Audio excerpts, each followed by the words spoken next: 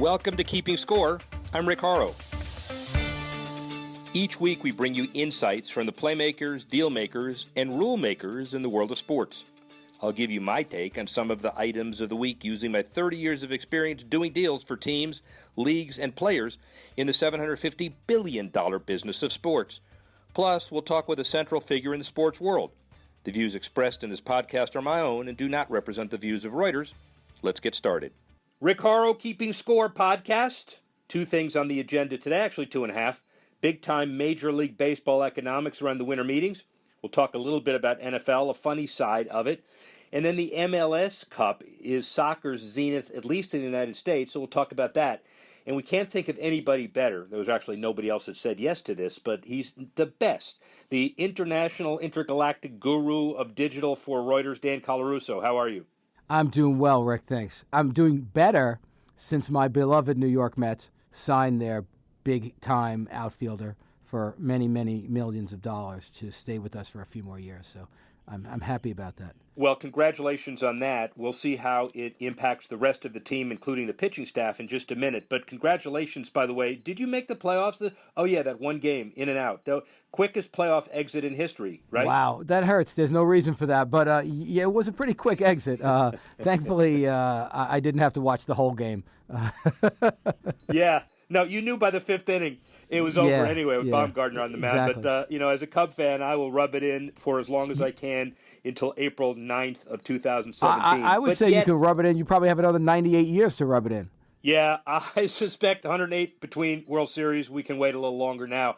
But, baseball, really, really good. Economics, franchise values high, $1.3 billion average value, $13 billion in revenues, a lot of Bs. 15 teams worth over $1 billion versus 5 in 2014. And a lot of it, labor peace, labor peace, labor peace. 30-plus years, the most of any sport. It's remarkable. It really is remarkable. And they bounced back, and I think they self-corrected better than a lot of the other leagues. A lot of the other leagues do it like a Washington budget, where they get down to the wire, they put some Band-Aids on, they cross their fingers and hold their breath for 2 years, right? Yeah, and the bottom line of all of this is it is courageous and stable leadership. Rob Manfred, the commissioner succeeding Bud Selig, said in a New York Times article, it's not a coincidence that our explosive growth began once we quit fighting with each other. And so it's one thing to say that. It's another thing to actually get it done. So kudos at the deadline, a new labor deal. One thing, by the way, Cubs won Game 7 on enemy soil, notwithstanding having the best record.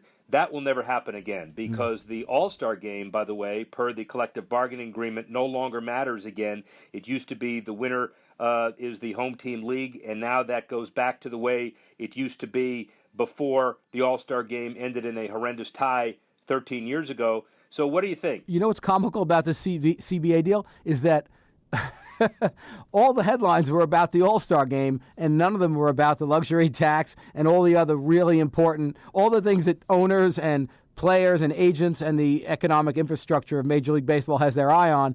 And all fans wanted to read about was the All-Star game and and that was a bad idea to begin with. I saw that headline like 3 times before I realized it was a top for a collective bargaining story. It was borderline comical, far less comical than the luxury tax, right? Well, yeah, but the bottom line is it's a great segue into what we're really all about, which is to assess the business issues of the new agreement. $189 million luxury tax threshold since 2014, $195 million next season, $210 million by 2021, heightened tax rates for both first and repeat offenders. So, the big-time guys, the Yankees and the Dodgers at a $222 million payroll, they'll get taxed and affected. The bottom guys, they better step up their spending. But what's your perception on all this? I think it's interesting. You and I were talking beforehand about how the luxury tax is now leveled off, where it used to be big market teams had a higher threshold before they were penalized. The fact that they've leveled off, I guess, is an indication of a little bit of economic parity in the league and more local sports deals, sports networks, and more lucrative deals for more franchises there. So there's a little bit of a not to make a bad pun, but the playing field has been leveled a little bit because of some of the media and broadcast-related revenue that comes through now that maybe wasn't as prevalent back in the days of the labor wars. So I think that's interesting, and I think it'll be interesting to see how much the teams will have to kind of, especially the big market teams, have to really calibrate toward crashing through that luxury tax threshold and then having to deal with it and having ramifications beyond, that year's spending. And that's going to be, the penalties I think are going to be very interesting. And I think it's going to be fun to see the smaller market teams open up their walls a little bit with less worry about bumping into a luxury tax. Well, and, baseball, everybody was talking about the television money that is not shared at the local level. We know that. The Dodgers at basically $8 billion, the Yankees at a high number. But yet, when it translates to on-field performance, there have been 25 playoff teams in the last 5 years, 25 different ones, the most in baseball history, and 16 separate repeat years without a repeat World Series champion. Now, if that isn't parity, I don't know what is. And now this new deal makes it even easier because you're right. When you go over the luxury tax and you go over twice or three times, then you get hit with a stiffer penalty. But yet all the teams are level basically to compete. And it's probably a good deal even for teams who are desperate enough to sign a big-time outfielder with the hopes that he carries the team like the Mets. So why don't you tell us what that's all about? Well, first, before we get to that, I do want to get to that. But the interesting thing is, when you think about the demographics, psychographics of local regional sports networks, it is very much a binge-watching experience, which creates tremendous value. You've seen it on Netflix and you've seen it on Amazon, some of Amazon. So there's a binge-watching element that's a driver of value that we hadn't seen, and the behavior wasn't apparent before. And now you have the opportunity to extend that, and you talked about it last week with the Kings ownership, about extending that into a more social media and alternative distribution routes to drive people back. So the franchise becomes more able to permeate and really have an impact on the fan base and monetize it a little bit better. But to your point about Yoenis Cespedes and the Mets, I think it's fascinating. I've been haunting you about this for months, but the financial engineering and asset allocation of Major League Baseball is fascinating to me. There was a story in the New York Times, my favorite sports business story of the week, that the Mets are spending more on Cespedes in 2017 than they're spending on their entire pitching staff.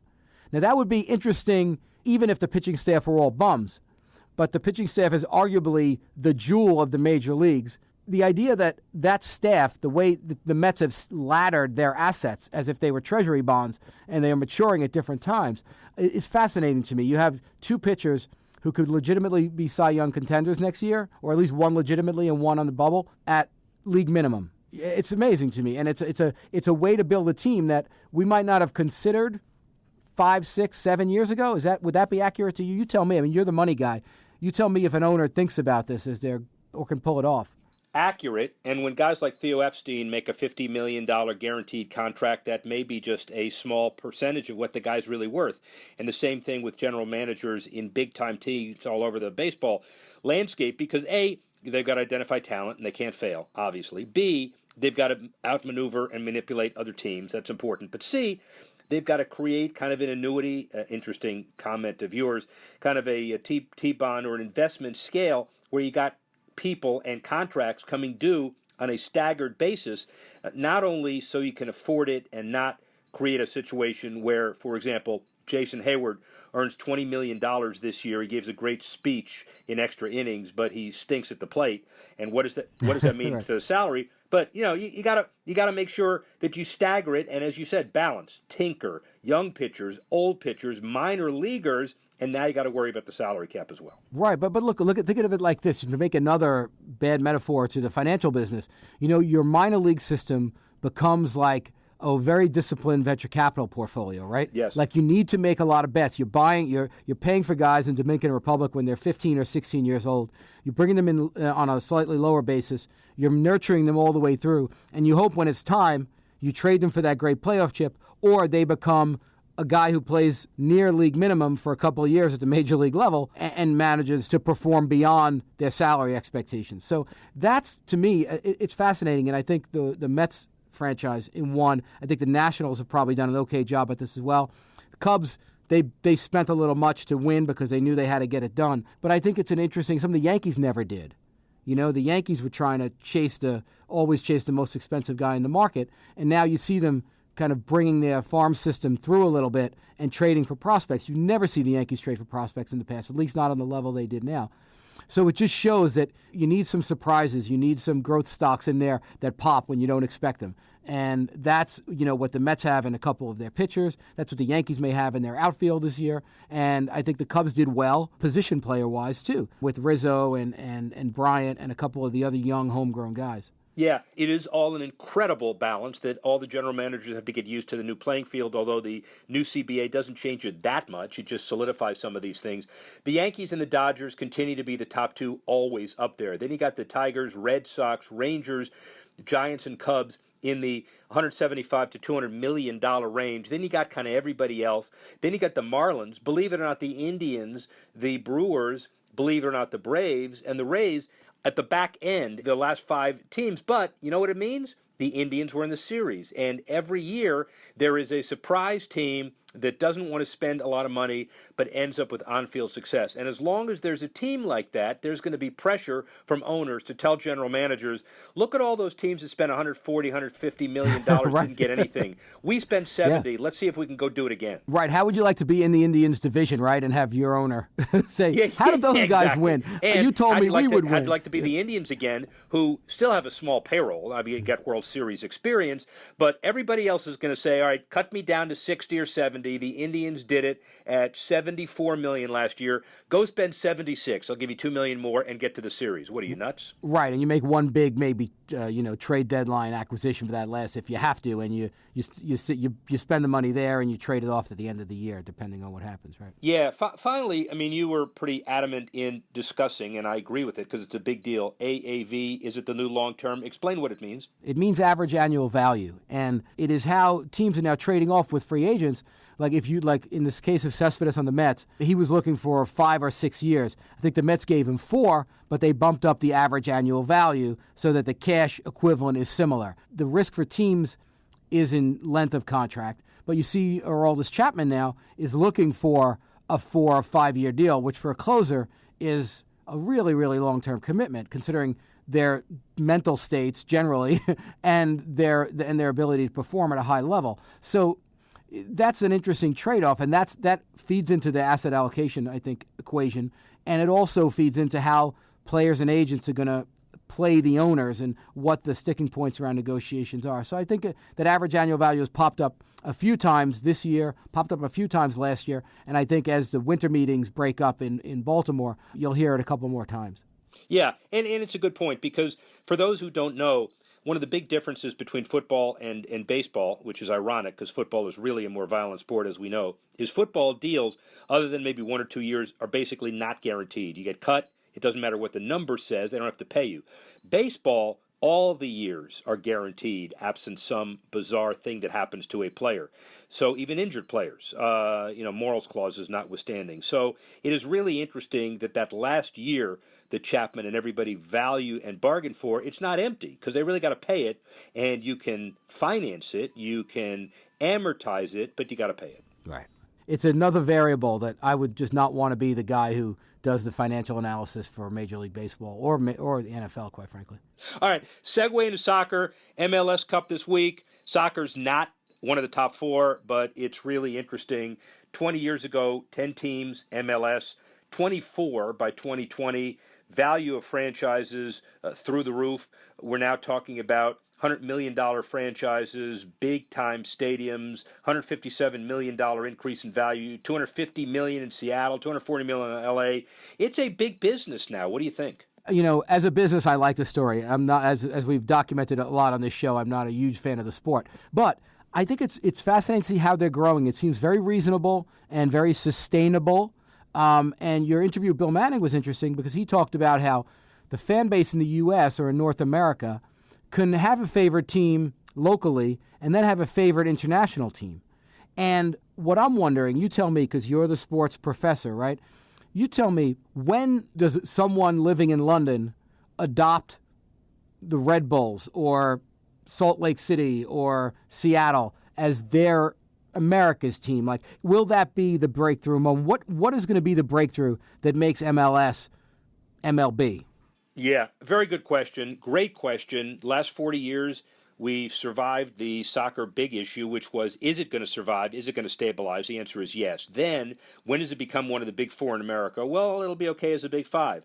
Then, when does it become international? The MLS guys, Don Garber on down, say that they want this to be one of the top 5 to 10 international leagues. So if it is, then your answer to your question has to be very soon, where the English Premier League fan understands the quality isn't as good, but it's important to follow an American team. By the way, there are some advantages now that people are stepping on. You know, the New York FC team with a deal with Manchester. There are a lot of marketing synergies where teams are kind of adopting each other across the pond as well. But I think the most important issue, by the way, is that 80 million fan base, 35 average age for MLS, Right. talking about women, etc. So age 18 to 34, over half the fans, they're young, they stay young, and the bottom line is as long as that's happening, it looks good for soccer. Yeah, I think I think soccer, from an economic point of view, is a buy at this point in time in the U.S. And I would have been hard pressed to say that even 2 years ago. But I do think TV deals, video games, and apparel sales are real indicators of where this is going. So I'm count me in as a fan of the model. You're a fan of the model. He listened very carefully to what he said. He did not say he's a fan. He's a fan of the model. But ladies and gentlemen who are soccer fans, we're working on the guy. Bill Manning, the 50-year-old joining Toronto FC after spending 8 seasons with Real Salt Lake, etc. He's really important today because, as we know, the Toronto FC team is the first Canadian team to play in the MLS equivalent to what they call the Super Bowl. Bill Manning had a lot to say about soccer heading into the final game. Here he is now. Rick Horrow keeping score.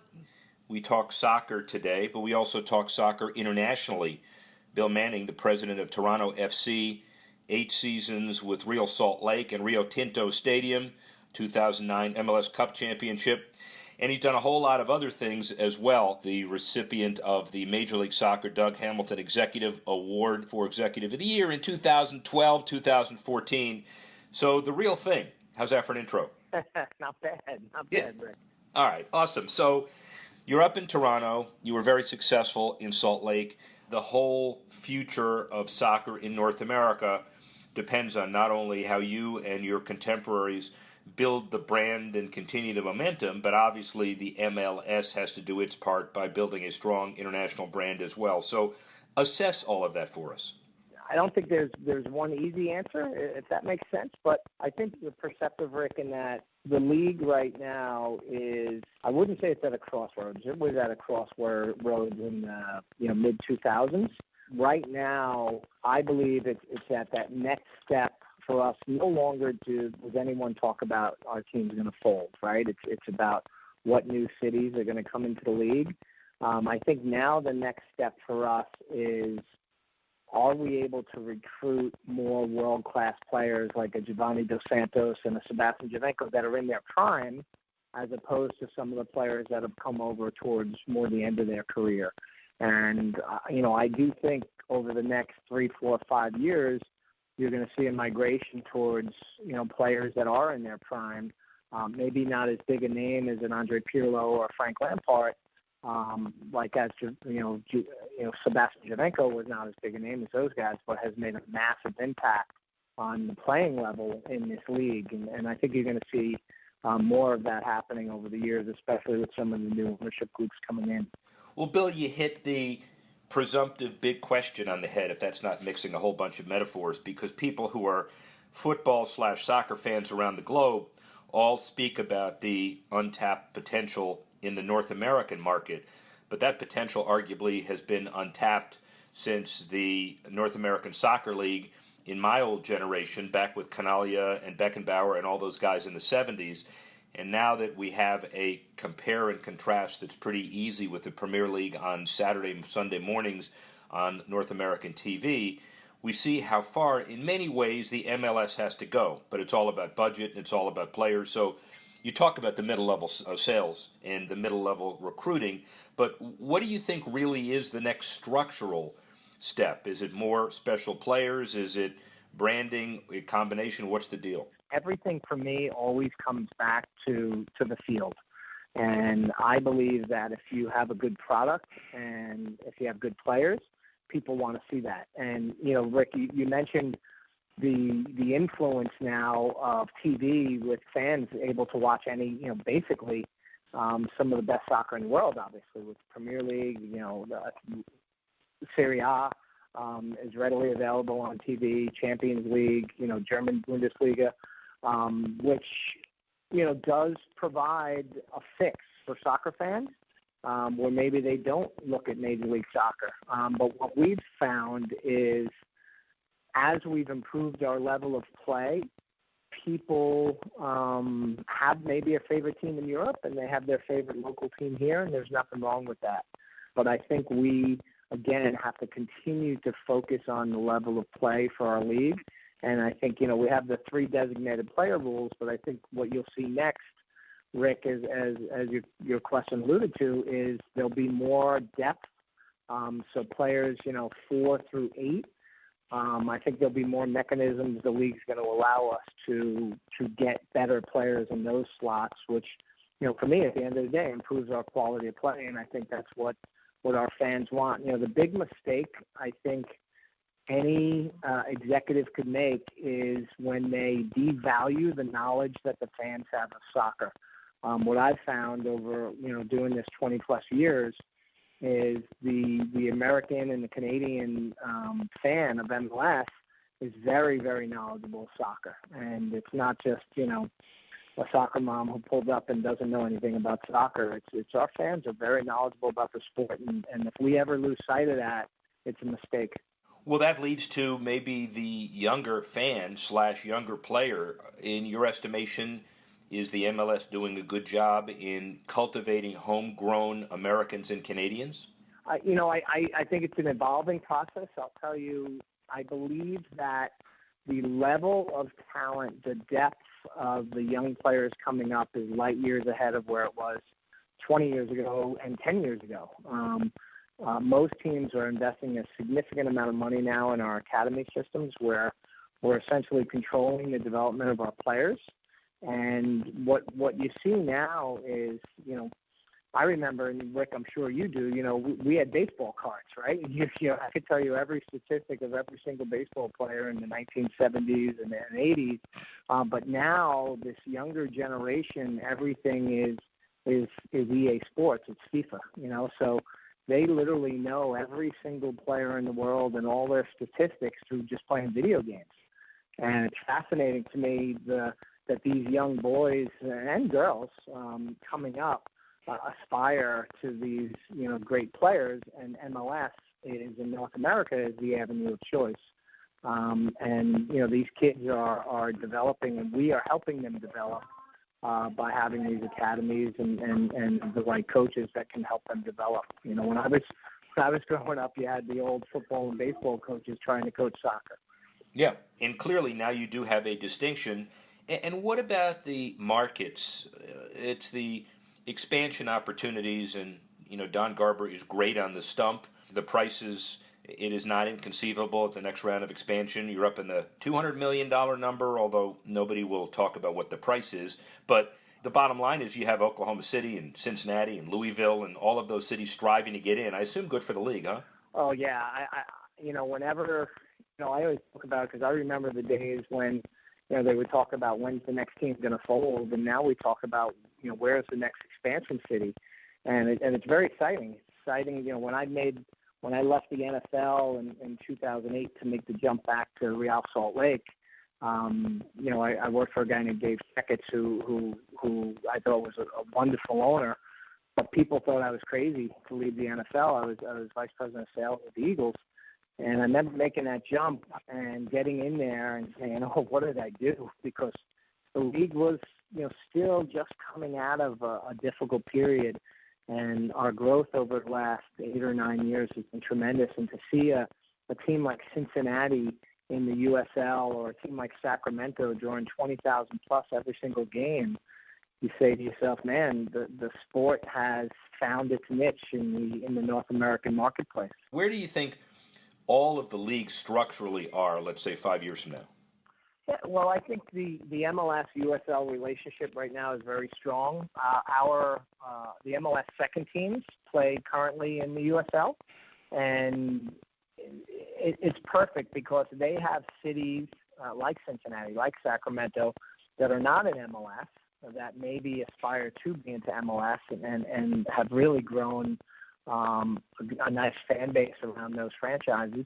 So for me, it's a perfect world. It's kind of a hybrid AAA baseball, if for lack of better words.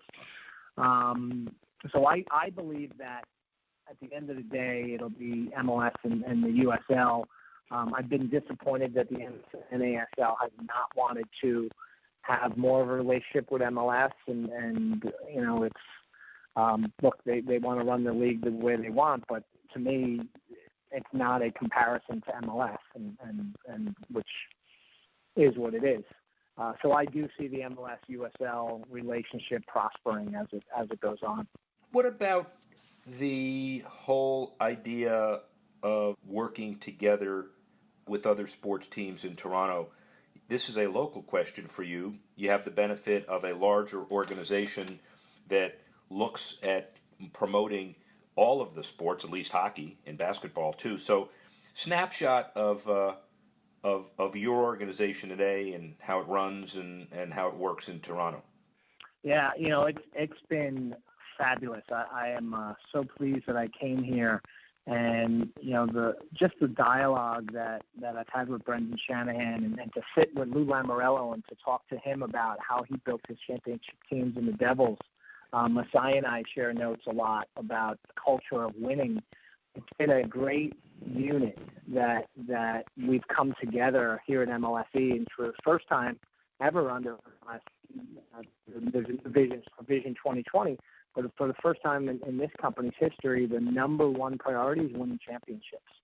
And they've really given the teams all the resources we need to and allow us to autonomously run these teams, but to do what we need to do to win. And then we have this machine that is MLSE that sells tickets and corporate partnerships and merchandise better than any organization I've ever been with. And so it's if you can, and I say this all, you know, if you can have a good product on the field, and the Raptors have done that, I think the Maple Leafs will do that with Lou and Brendan. The revenue with this organization, the way it's set up, I think will just continue to grow at double-digit growth every single year. You know, Masai is coming to the game in Montreal.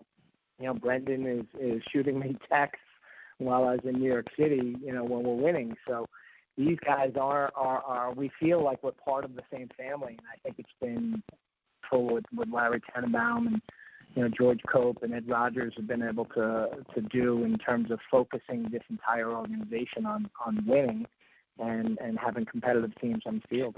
Well, Bill Manning has an interesting perspective because he's just now talked about the magic of Maple Leaf Sports Entertainment, but he's also got to be an Eagle fan. So how about them Eagles, huh? Where do they go this year? What's your prediction now that you're no longer in the employ of that silver and green? Yeah, no, look, it's funny. I grew up in New York. I was a Giants fan, and you change your allegiances quickly when someone else signs your paycheck. And, you know, I wound up working for 4 years at the Eagles, and it was wonderful. It was a wonderful time. I really enjoyed it. Had a chance to work with some great people. Mark Donovan's the president of Kansas City Chiefs now. And, you know, obviously I thought Jeffrey has to be one of the best owners in sports. He was a great man. We actually played on our softball team. Jeffrey was shortstop and batted first, which was, you know, kind of the rules of engagement, but he was actually a real good player. Don Smolensky, the president there, is a good friend. Actually, little known fact, Don was a college soccer player, so he's one that team is a good friend. But I root for him. I really do, Rick. And I think you know, they've actually struggled. They got off to a good start. They've struggled the last few games, but I think they're going to be a 9-7, 10-6 team, and hopefully, you know, get into the playoffs and make some noise. You know, they have a first-year coach. Young coach who I think has a bright future, and that city loves the Eagles. I mean, I've never seen anything like it. Here, you know, close is here in Toronto with the Maple Leafs, but I've never seen a city love a team more than they love the Eagles. Your mouth to God's ears for Eagle fans, ladies and gentlemen. We start with soccer, we end with football, and by the way, truth be told, Jeffrey Lurie can also hit a golf ball 280 yards when he cranks it. And so clearly good organization, and now in Toronto, a great deal. Bill Manning. Thanks for listening to this edition of Keeping Score. I'm Rick Horrow. The producer of the show, Alex Cohen. Associate producer, Bethel Habte. Assistance provided by Tanner Simpkins and Carla Swadek. And the executive editor of Reuters Digital, Dan Colarusso.